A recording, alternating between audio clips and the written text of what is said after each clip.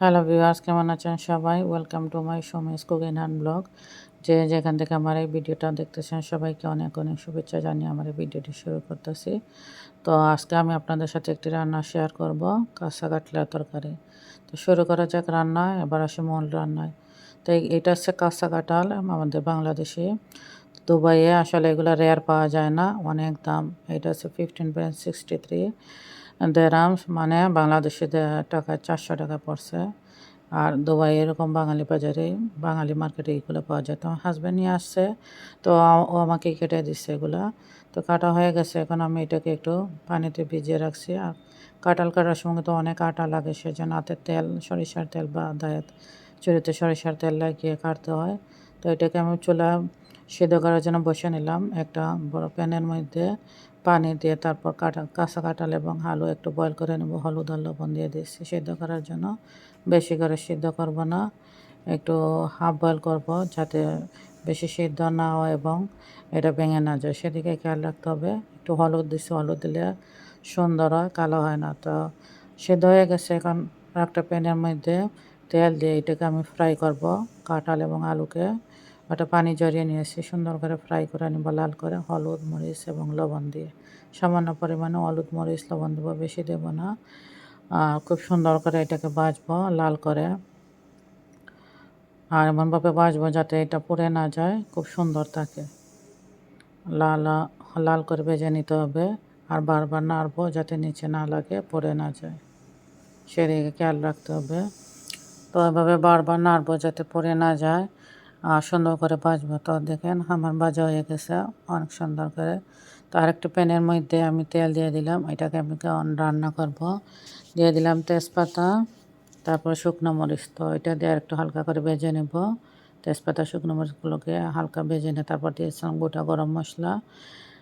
তারপর দিয়ে দিলাম পাঁচফোড়ন। পাঁচফোড়ন দিয়ে এটাকে আর একটু লাল করে ভেজে নেব, সুন্দর করে ভাজবো যাতে পুড়ে না যায়। তারপর দিলাম আদা কুচি।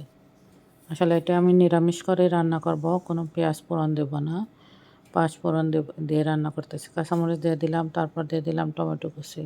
তো টমেটোটা একটু ছোটো করে দিলে ভালো হতো। তো দিয়ে তারপর ভালো করে এটাকে ভেজে কষিয়ে নেব। তারপর দিয়ে দিলাম লবণ, লবণ দিয়ে আর একটু ভেজে নেব। তারপর দিয়ে দেবো সব রকম মশলা, সব রকম মশলাটা দিয়ে এটাকে আবার কষিয়ে নেব। তা দিয়ে দিলাম হলুদের গুঁড়া, মরিচের গুঁড়া, মরিচ একটু দিছে বেশি পরিমাণে। তারপর দিয়ে দিলাম জিরের গুঁড়া আর ধনিয়ার গুঁড়া।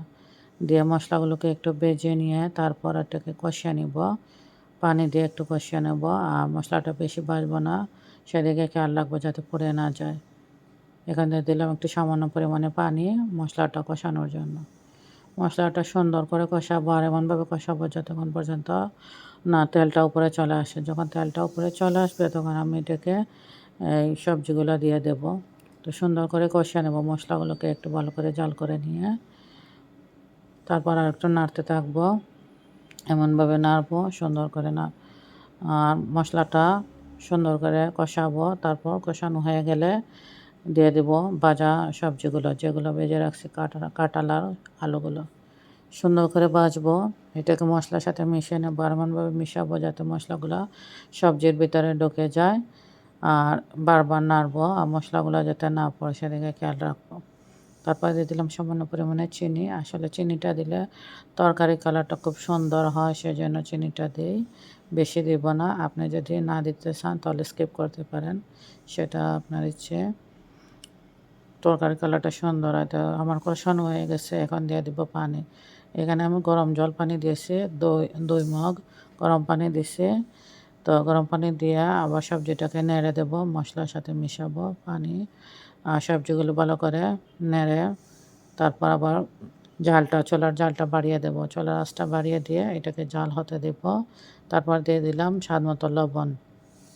লবণটা দিয়ে আবার আরেকটু নেড়ে দেব।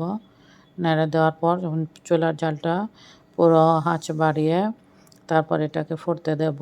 আর ততক্ষণ ফুটতে দেব যাতে সবজিটা ভালো করে সিদ্ধ হয়, সুসিদ্ধ হয় এবং পানিটাও একটু শুকিয়ে যায়, মাখা মাখা হয়ে যায়।